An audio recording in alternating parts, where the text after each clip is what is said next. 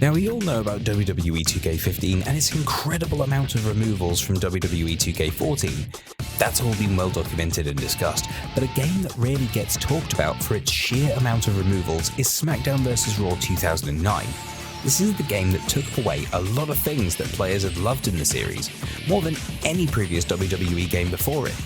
You can say before there was a WWE 2K15, there was Smackdown vs. Raw 2009.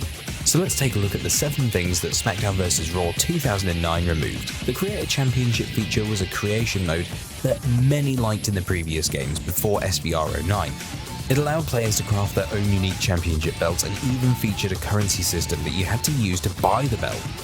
You could even sell belts for certain prices after building up their prestige level, which is an element to create a championship which you no longer see. The customization options were pretty impressive for its time.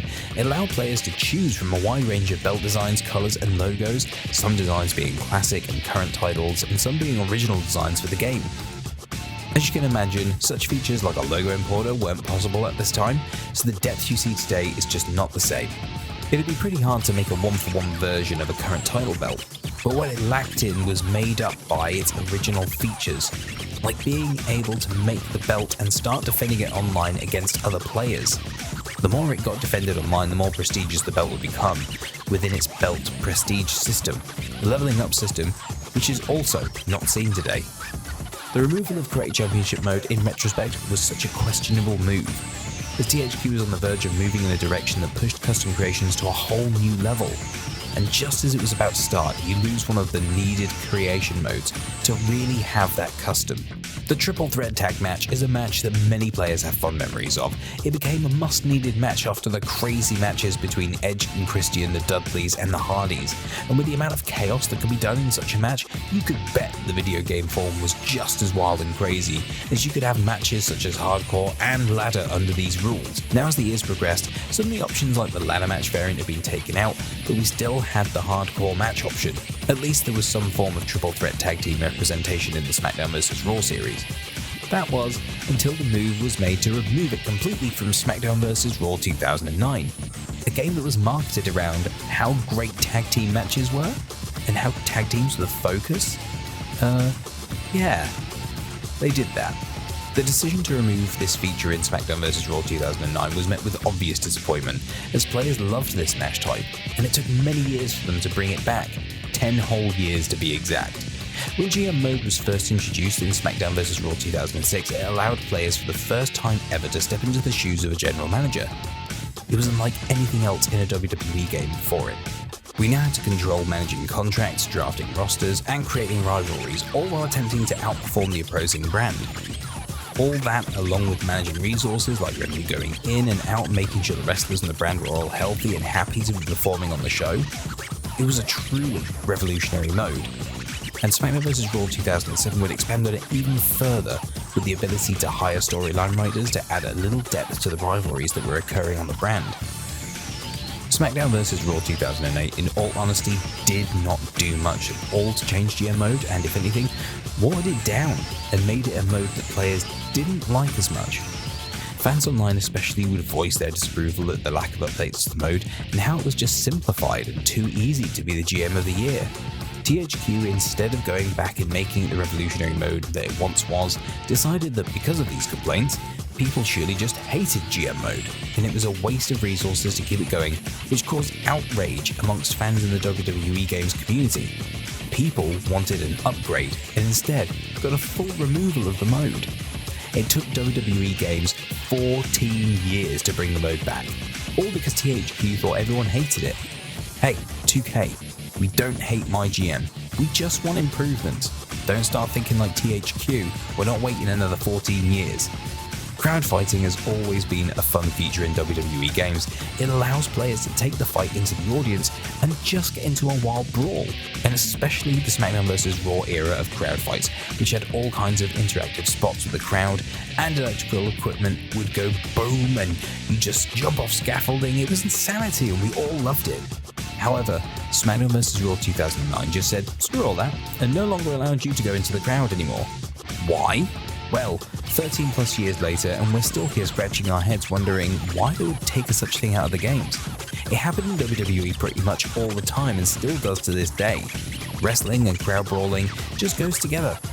So on top of losing that area, we lost a bunch of cool looking spots that we'll likely never see in the series again.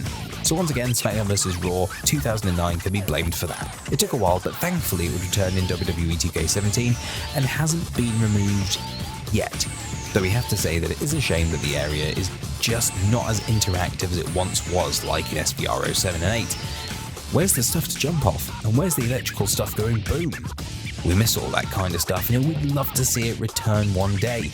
It's pretty much stayed the same since WWE 2K17, so an update would be good. Anyway, that's for another time in another video. Back to Smackdown vs. Raw 2009. The parking lot brawl has always been a unique match type that took the action outside of the arena, allowing players to fight amidst cars and use them as weapons. The environment added an extra layer of interactivity to the game, as players could interact with cars to do special moves like using the car hood or the door to smash down an opponent, throw them through windshields, and use other crazy environmental elements, such as putting someone in a hearse or into a garbage truck.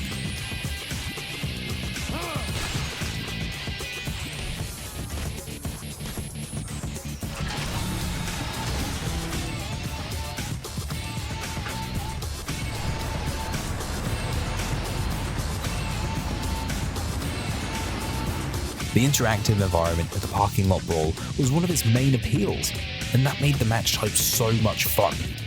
It just hasn't been the same when it was included as a backstage environment rather than a match type itself. It gets forgotten sometimes that parking lot brawl is an actual match type that has happened a few times on WWE TV, and is much different than, say, a backstage brawl that goes into the parking lot. There's a bigger emphasis on using cars as a weapon and interacting with them in an actual match type. The removal of the parking lot brawl in WWE SmackDown vs. Raw 2009 wasn't a huge loss, admittedly. It was replaced with a locker room and backstage brawl, so we didn't just get nothing in return for the removal. However, it's still a removal, and the parking lot area has never peaked to the heights that it did during those early SmackDown vs. Raw days, where it was so interactive and fun to mess around in. The challenge mode / Hall of Fame was a feature that provided players with specific objectives and challenges to complete.